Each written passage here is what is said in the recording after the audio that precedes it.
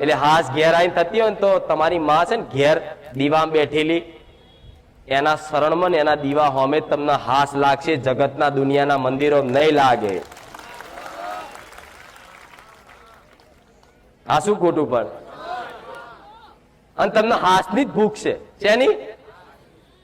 અત્યારે તમને પૂછું કે તમને શેનું દુઃખ છે તો બોલો માણસ કઈ ના હાકે. મારી મને જ નહીં ખબર, હારું હું ચમ આવું છું તારા પારે. નહીં જ ખબર હોય, ઘણા નહીં ખબર હોય તો કે છે કે મારી પૈસાની બહુ તકલીફ પડે. અમુક કે અમારા ઘરમાં બહુ બીમારીઓ બહુ રહે છે, અમારો છોકરો અમારું કયું માનતો નહીં, અમારા છોકરાને નોકરી સારી મળતી નહીં, મારો છોકરો દારૂ પીવે, એવું ગમે તે અરજીઓ લઈને આવો બરોબર. પણ હું અહીં પૂછું કે બોલ દીકરા શું દુઃખ છે, તમે ભૂલી જાય. અરે મારી ચમ આવ્યો હું ખબર જ નહીં. અમુક લોકોને તો કેમ ભુવાઓ જોડે ફરે છે એ જ નહીં ખબર હોતી. પણ બસ પેલા જાય છે જાઓ, પેલો આમ કરે છે કરો.